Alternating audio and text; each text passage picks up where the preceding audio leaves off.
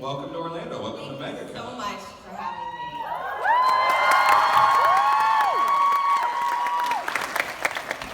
How's everyone doing? Well, this is like a little bit of this is a bit of your own second hometown in a way. Orlando, the House of the Mouse, like once upon a time, like you're all part of the Disney family. Does that like ever fail to be kind of this astounding moment that you are part of this legacy, this Disney legacy, and this iconic character? Does that like just feel kind of big to you? Absolutely, it totally does. I could never foresee in my career, 15 years ago, that I was going to play an iconic character like the Evil Queen. I guess it wasn't one that I ever thought I would play. I love Disney, and I would say my favorite movies are probably Dumbo and The Little Mermaid. Snow White and The Seven Dwarfs was one I watched as a kid. So yes, I think it's a huge honor, and I've had such a great time portraying her. Well, and with the show, it worked astoundingly. As an actor, did you have any hesitations? Like, I don't know, will they be able to pull this off? Is this going to be a cool treatment, approach to this story? I was a huge cynic. Like, I thought there's no way this is going to go past 6 episodes, maybe 8. But I think that was just like a function of, this is my 7th series. So I was like, okay, nothing's gonna last more than 1 season or even a half a season. And then I did we filmed the pilot episode, and then we went in for voiceover work. And I remember looking at the screen, and it hadn't been color corrected, and all the,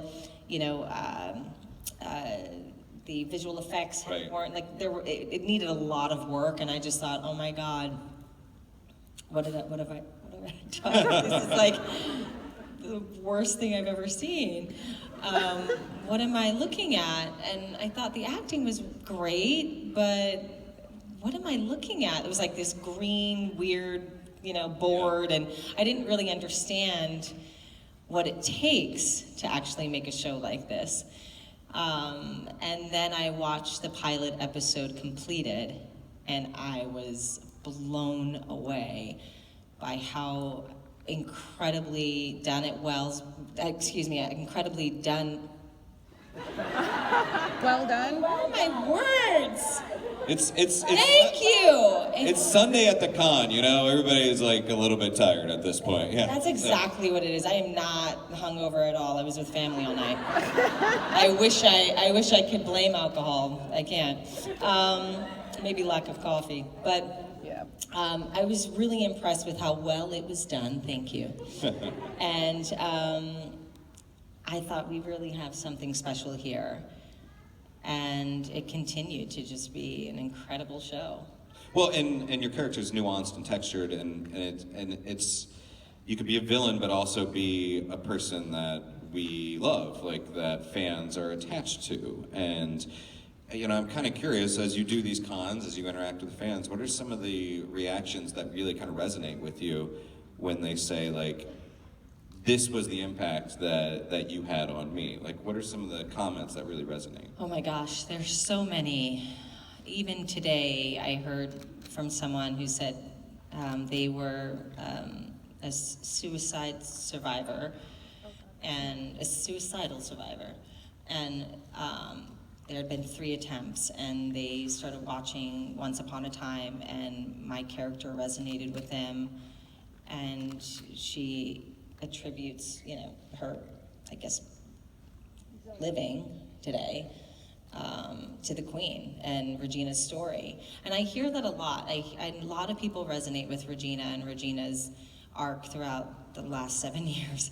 And I get it. Like, it's a story of redemption. She's, she wasn't born evil. She was made that way. And then she really fought for a better life for herself. And I think that's really inspiring. The Huffington Post posted something along the lines of Regina being a life coach, which I thought was really cool.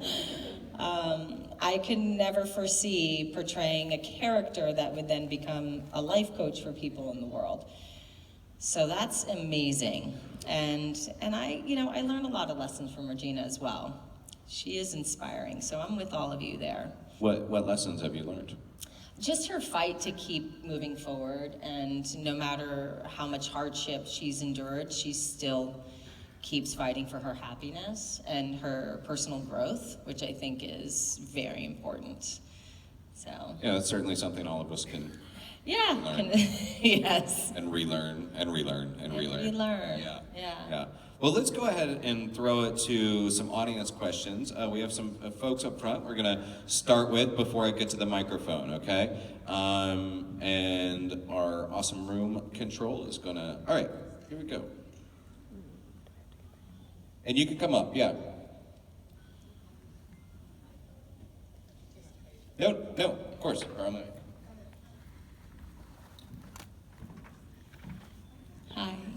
Hi there, Lana.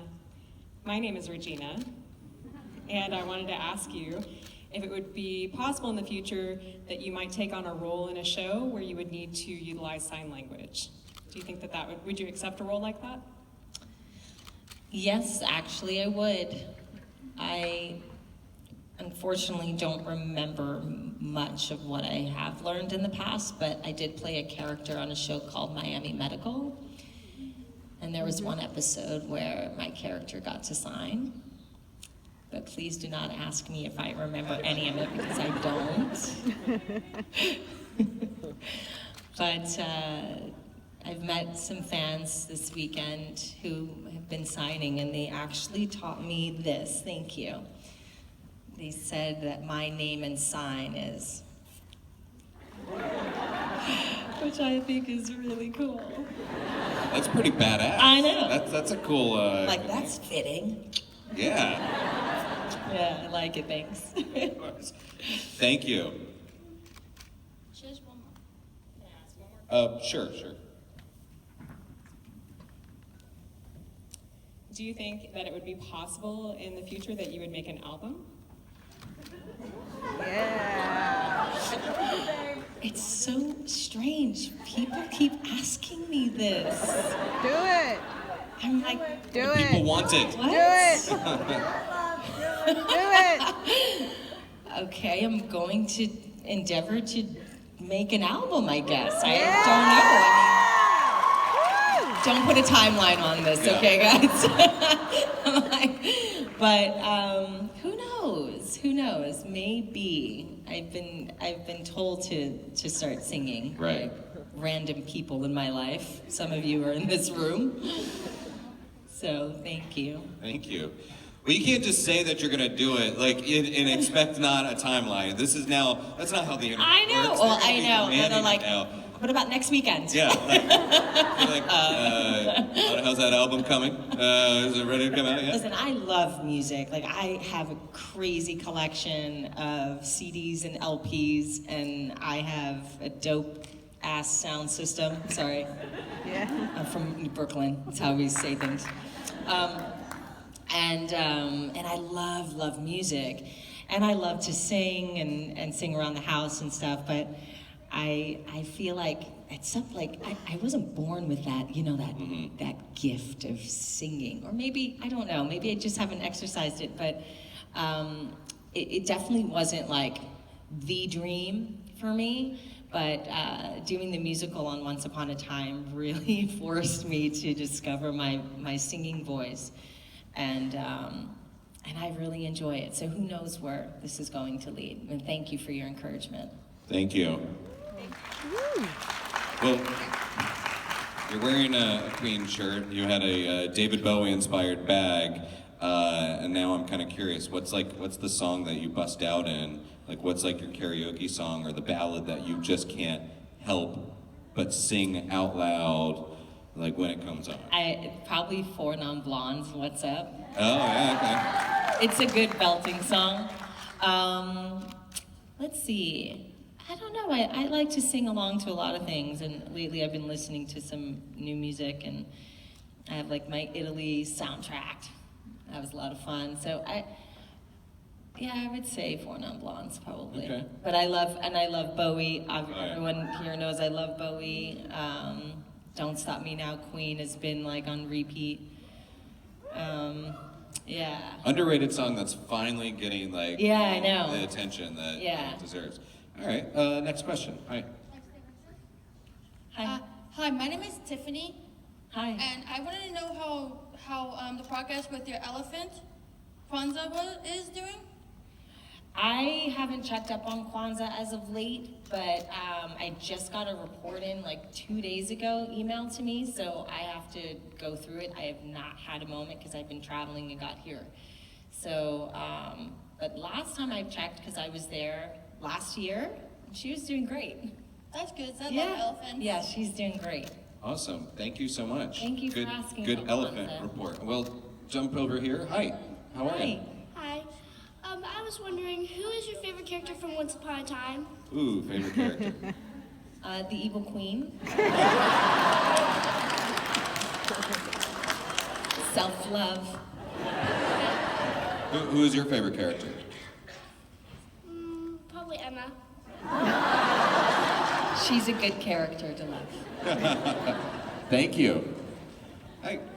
Hi Lana, my name is Drew, and I was wondering because you had a recipe about rice balls, if you had any recipes that you had from Italy. Oh, recipes from Italy. Any recipes? I mean, yeah. It's probably hard to list So all the- many. Yeah.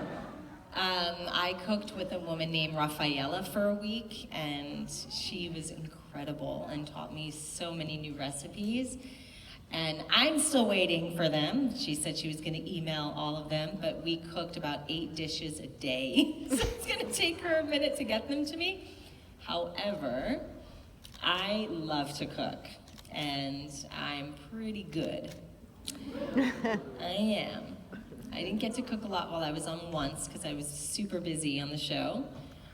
But now that I have some time, I've been cooking quite a bit, and working with Raffaella re-inspired me and also reconfirmed, like, I know what I'm doing in the kitchen.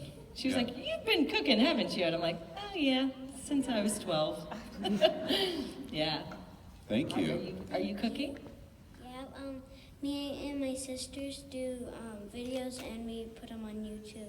Oh, Okay, cooking well, I'll have videos. to check it out. Cool. Thank you. Was it Drew? Your name's Drew? Thank you, I Drew. know who those girls are. Bye. Yeah, I know you all. Nice to see you. Howdy, how are you? Hi, my name's Megan. Hi. Hi, I like love you. You're like my favorite character on Once Upon a Time. Thank you. My question is, was it more fun for you to play the evil queen or like your like better self later on? It was really fun to do all the above. Every single one of those characters. I feel the Evil Queen was one that I really got to sink my teeth into. She became like my skin because I played her for so long. So she has a special place in my heart. But so does Regina. Because Regina was on a sort of different path for a while, and I like where she ended up. So I love them all. And you know, I was bummed that I didn't get to play the old hag more, but I learned that it was all about time, because it was about 4.5 hours Sorry. Oh, to learn makeup. No, it's okay. and I Just trying to didn't get a have video. enough time for me to play the old hag more often. So. It's always interesting to me when I talk to actors that undergo prosthetics, heavy makeup Yeah. treatments. I personally, I don't think I could sit for 4 hours without going a little insane. How did you personally pass the time? Was it music? Like, you know, Yeah, I think as an actor you develop these patient skills because you sit around and wait a lot. And you sit around and wait and have someone touch your hair or your face all the time. And so you just eventually get used to waiting. And so as long as I had some good music in my ears and I was breathing and a cup of coffee, I was cool. It didn't really bother me. I think the casting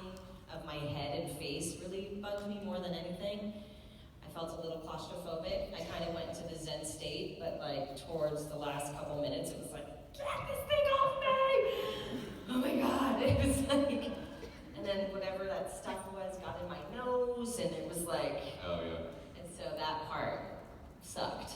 But everything else was pretty awesome. Transforming into character, I'll sit there and wait for 6 hours. I'm sure you've been asked before, but did you have a Evil Queen Regina playlist, like music playlist? Many, and You should put those up on Spotify. I'm just saying, like. you know, that's not a bad idea. Okay, yes, I have a Young Regina playlist, I have a Bandit Regina playlist, I have an old hag playlist. It's all like gypsy Romanian music, but it's pretty cool. Yeah, I feel like we're putting you to work. It's like, put the playlist Like, up. I gotta go, guys, there's a lot going on. Yeah, I gotta go write an album, Yeah. start a clothing line, I'll be right back. Hi, over here. How are you? Hi. Good, thanks. You guys just gave me a bunch of like energy, so thank you. Hi, my question is, were there any pranks done to you, or have you pranked anyone on set behind the scenes? I think people were genuinely afraid of me. I'm serious. I think people were genuinely afraid of me on set. But I think Rebecca and I were probably the closest. And we used to pull pranks on one another and like hop in each other's trailers and take things and steal each other's animals. Wait, you stole animals? Hold on a second. Wait, each other's. Well, like we would take each other's dogs and stuff out of our trailers and freak For how long? out. I mean, not long, but like long enough to freak someone out. That's dramatic. Yeah, but we were literally next door to one another. I mean, like, you know. And I think everyone else knew about it before the other anyhow, because we would do funny little Snapchat videos about it. But any pranks, Bobby Carlisle would always try to screw everyone up during their close-ups and when the camera was on them, at least with me, in a good way. We were always laughing about it. He was always just trying to make someone laugh, and Colin was great at that too. So, yeah, I think the girls were pretty serious. The girls were like, this is a serious show. Except for Rebecca and I. Hello. Hello, good morning. It's your boy, Aladdin. Okay, I'll make it quick. With Once Upon a Time being such a plot-heavy and character-driven show, do you as an actor have any influence on how Regina and the Queen was developed? Do you have any say on how she grew as a character? Or were you restricted by what the writers wanted for the character? So the writers were pretty firm about us really, like we didn't interfere a lot with their writing because that's not our hat, you know, like I trust my writers, and if there was anything that just didn't feel right, I never really questioned that as being wrong. I would actually look into it further and see if I was resisting something, because I think the writers, they had a pretty good idea of where they wanted these characters to end up. So out of respect for them, I didn't really interfere. If there was like one thing that I just said, I really like the evil panda line. I had a really hard time with that one. So I would call on lines like that and just go, I just don't see Regina saying this. I don't even understand what it means. What's an evil panda? Is this something I've never saw or book? So in that regard, I did share my thoughts, but now I just make things work. Well, you did a great job. 10 out of 10. Make it work if I didn't feel like. Yes, Queen, yes.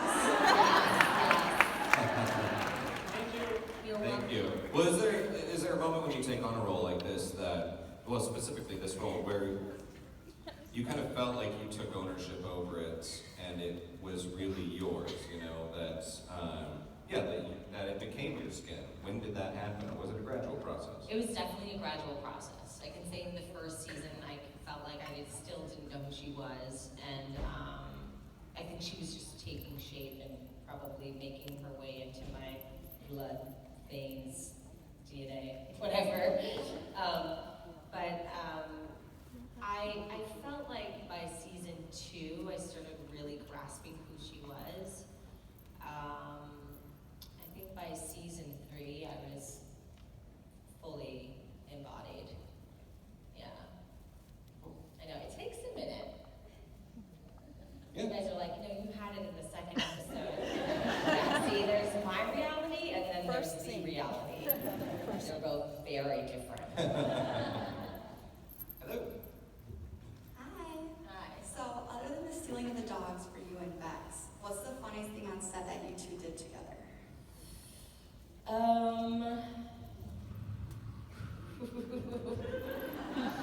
Stuff we'd probably get fired for today. As a statute of limitations We're a passes. family, so we can be super gropey. And that's kind of how we are. Yeah.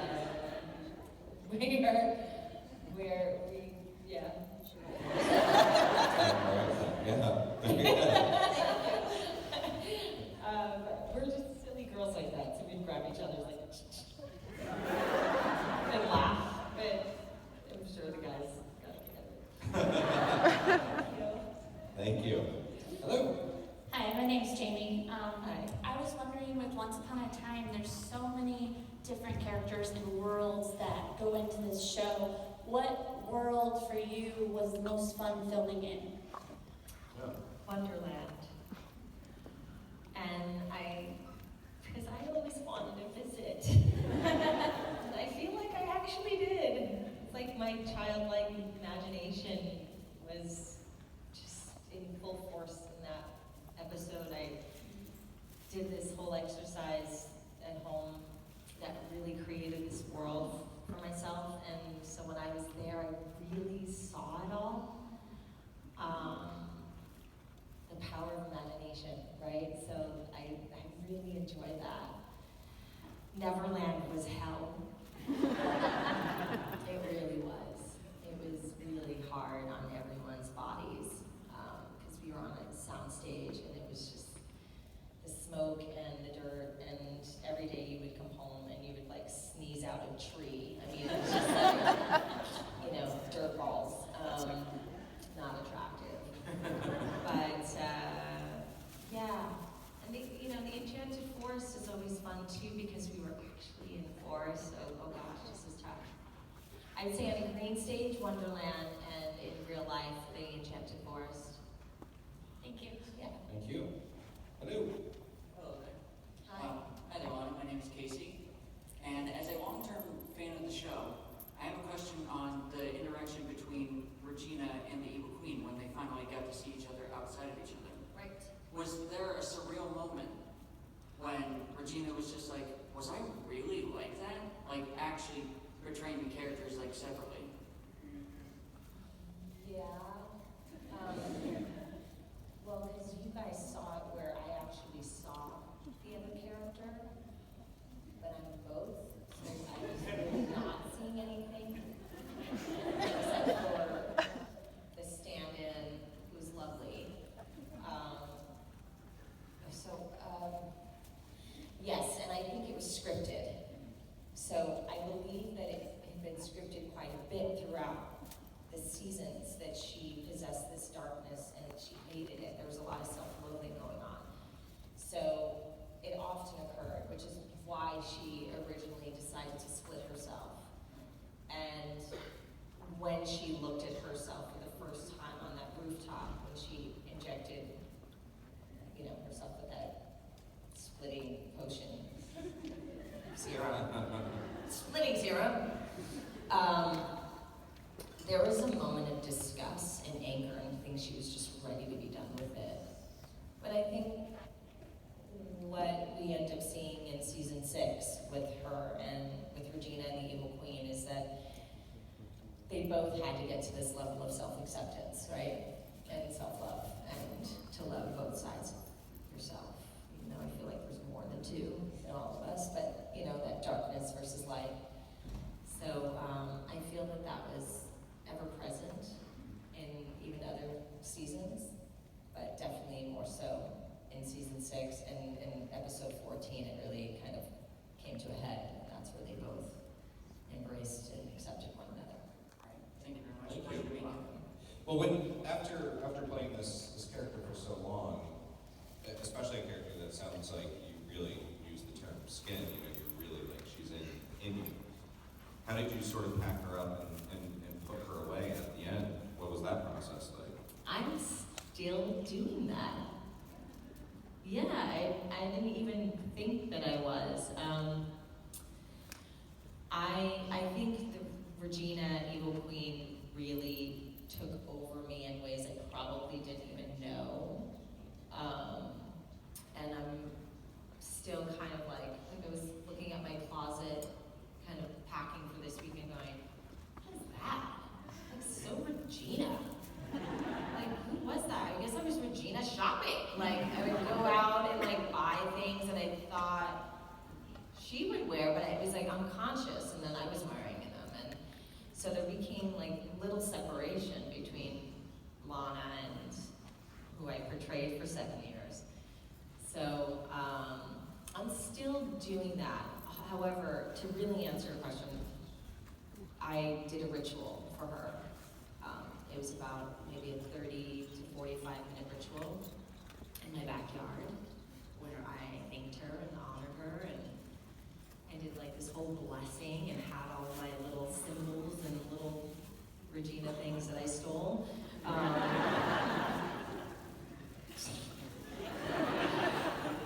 Auction, wait, what? I gotta get in there before they auction everything up. So I took some of my favorite things. Sorry, guys. And I had all of that laid out and kind of just really thought about the 7 years and what she brought to my life and what she brought to all of your lives and other people, and just thanked her and celebrated her. So that was like my farewell to the queen. It's like a spiritual. It's like a, I'm very spiritual. Yeah. Yeah. Well, and it's interesting because it's something that I think resonates with all of us, that we're fans of things and we dress up and we want to talk to people. These characters feel very much alive, and for the person that's portraying it's on not to get too deep or whatever, but like there's things called tulpas in the Buddhist faith. There's thought forms, these things that we put so much energy and belief into that it essentially exists in the real world. And it sounds like that's sort of how these characters are for you. Yeah, absolutely. I think, okay, so I mean, I like going deep. I think everyone knows that. Let's do it. But your body doesn't really know the difference if you're like pretending to be under attack and you start screaming and shaking, and your body actually doesn't understand that it's pretend. So your body is so much bigger than your brain, even though people don't give the body credit, but it stores a lot of energy. And so if you don't move it through, and if you don't like let your body know, hey, that's not real, it can actually hold on to that traumatic energy that the Evil Queen or Regina went through. So it's like, you know, I remember, I think this is okay to say, but when Ginny was pregnant, she had like all these really emotional scenes. And she was like, oh my God, I don't want to like terrify my baby. You know, so it was like, you had performances kind of shifted and altered a little bit because you don't want to traumatize the body in that particular case. But if you're not making a human and you're, it's just you have to find other ways to kind of work that energy through your body to let it out and release it. So, yeah, that's something I've been doing. It's like, okay, Regina was just pent up, really stiff at times and like stoic, and she had this like walk, and sometimes I started to develop like pains in my back and tension in my arms. And I was like, oh my God, what is this? So I have to like move it through and start to become a little more fluid, because she wasn't at times as the Evil Queen, but she really kept a lot inside, and it just like, you know, swirled inside of her body, and so it became kind of a tight Yeah. body. Yeah, not like, yeah. Yeah, so to loosen it, it's like I had to constantly stretch and move the neck and those collars and the corset. So you have to like move your body and move it big to move that energy. It's interesting. Little acting weird things that we do. No, but I think it's great. I think, yeah. Hi. Hi, Lana. So you played the Evil Queen for 7 seasons. Do you think that the role of after the show ended, do you think that Regina impacted your life at all? Not at all. Come on, really? Yes. Absolutely. I think, yes, she, for the better. I mean, look at how much she's brought to my life. Oh, it's true. We love you. And today, it's been really resonating with me. Thank you. But listening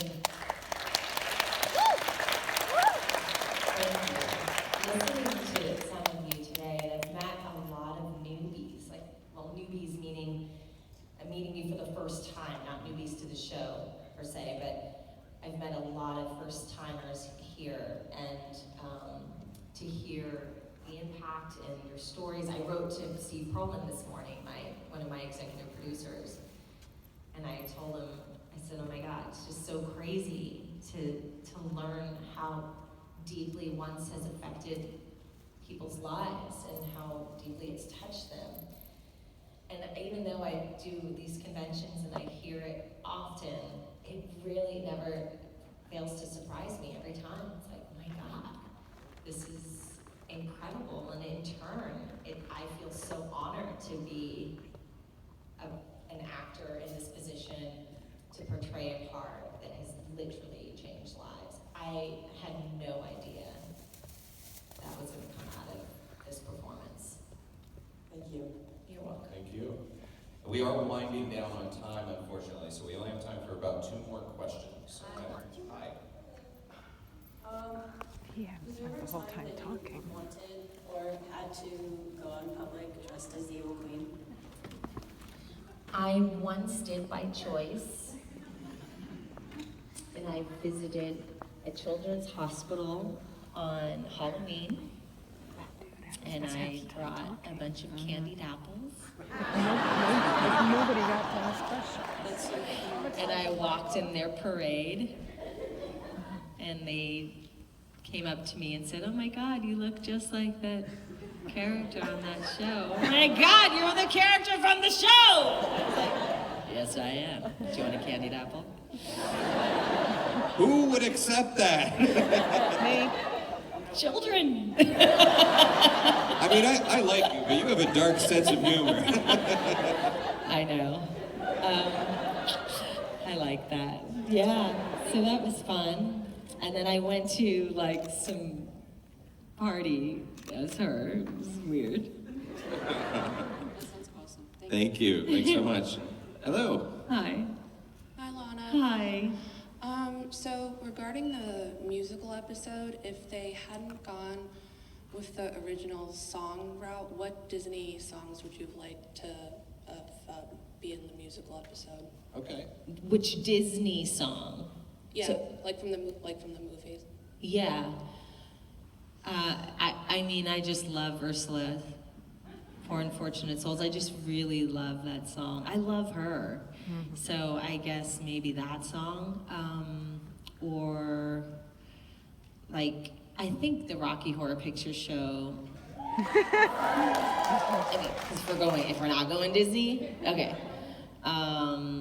Yeah, Tim Curry song, for sure. And I know that inspired them as well. And that was like my version of it, so it's fun singing as a character. I feel like there's more freedom there. So maybe if I do put out an album, it'll be under a different name. I mean, it's happening. We've given you all this homework today. You got a lot to Reinvent do. or create someone, some cool character. Like, there's Lady Gaga has Lady Gaga. There's so maybe it's Ziggy like Stardust, Ziggy there's- Stardust, Aladdin Sane. So maybe there's something else. Yeah. The butterfly queen. Maybe, yeah. Well, before I let you guys out of here, first off, just all weekend, I'm sure you've noticed our excellent interpreters on stage from Blue Sun interpreting. Give it up for they perform an incredible service. We're really lucky to have them. And I think it really just contributes to the quality overall of the con. And you, thank you very much. Thank you. I very much appreciate it. For hosting. Thank you. And Megacon, you guys are great. Thanks so much for being such a great crowd. And please give it up for Lana, and thank you for your time.